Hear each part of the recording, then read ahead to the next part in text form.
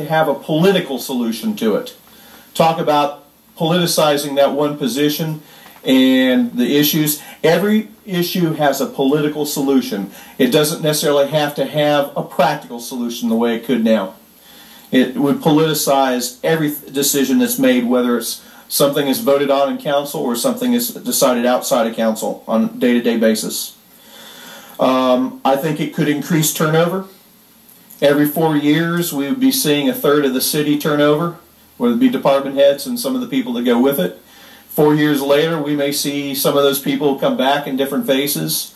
I see a certain amount of institutional memory, which is a valuable asset we have in the city right now. I'd see us losing that. Certainly there are monetary costs that go along with that turnover. You know, I don't know what a strong mayor would do differently than what we've done so far. I simply don't know. And maybe that's part of the education process for me. You show me what a strong mayor could do instead of the system we have now. Would a strong mayor who's a homegrown product push for the progress that the council as a board has pushed for over the last 20, 30 years? Or would that person be stuck in the past? Well, the way it was when I graduated from Spruce Creek High School in 1985, when and here we are in 2030, and I'm thinking in the past, and somebody that's a homegrown product of the area, the sentimentality of the way things were versus pushing for progress could be an issue. I don't know that, but I keep coming up with questions and questions and questions. Before I would push forward with doing a session where we put it open to people in the community, which personally I'm of the opinion, and I may be wrong, and I've been wrong before about these things, there are some things I think people care about, and I just think there are some things that people don't necessarily worry about. A lot of people have the old analogy, the squeaky wheel gets the grease. There are a lot of people that show up at these meetings, but for everybody that shows up at these meetings, there are tens of thousands of people that don't because they're not inspired to. And believe me, when we've had people come before us that are inspired because of something that affects their lives, they show up. They always do. So I'm not so sure that citizens would turn out in droves for these kind of meetings. Before we decide to do something like that, I think we need to get more information amongst ourselves before we decide to do that. I'm not saying that we shouldn't do that. Absolutely, I want the public's input. I know I'm going to get phone calls. I know I'm going to get emails. That's okay. I've always tried to respond to anybody who's called me or emailed me for any reason. And if anybody has a different take on it than what I have on it right now, that's fine. Show me. I get stuck on some of these things I just scribbled down while we were talking about it. And these are just things I thought of right now in the past 20 minutes while we've been discussing it. I don't know what else is out there. And I think we should give it the time and thought to find it. I mean, somebody's brought it forward, but I don't see going full bore with this without getting more information.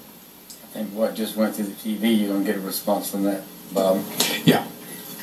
This is a topic I teach a lecture or two on in graduate school as we train our police officials largely, but also correction officials. There are many types of government, and by styles of government, many different types of strong mayor type governments, as well as council managers. Extremely large literature on the topic, endless literature, not heavily debated anymore. Pretty much the general agreement in public administration circles is that council manager form of government for mid-size and even some of the larger cities seems to be the most effective. Now, all governments screw up. It's the nature of the beast, okay?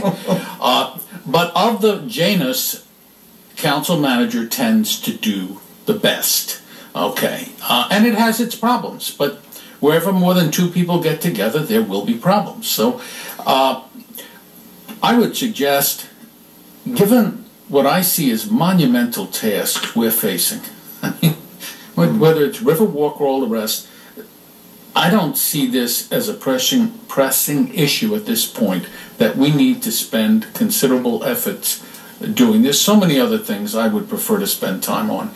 And you all bring it up. The other issue, I just want to throw another one out there, and that's called expertise. Haven't all of you up here been humbled by how much you have to know to run a city? Well, one of the problems with the strong mayor system is you take a neophyte and throw them into this jungle every 4 years. Hopefully they get reelected and then you don't have to retrain them. What's good about managers is you try to bring someone that has some previous experience or the background in the area so they can hit the ground running. Now, they don't make the decisions as the direction, but they sure are better at implementation than someone coming from the outside. I mean, all of us know, I mean, just the intricacies of civil service regulations, of all the different federal and state regulations, would bring a strong mayor to their knees in weeks. And I mean, the person would probably go into severe depression after the first 6 months in office, trying to figure out nothing, can't get anything done. So I think the big thing is the expertise, and I think you're absolutely right, Bob, about let's put it differently rather than corruption. Let's call it nonpartisan. Mm-hmm. Because the minute someone to get that job has to run for office, every decision they make is colored by what does this do to the vote. And that's not a good way to think. Mm-hmm. Now, we all have it in our back of our minds, but the manager doesn't have it as much. And we, because our votes are 1 of 5, don't have to worry as much as the strong mayor. So it reduces the partisanship.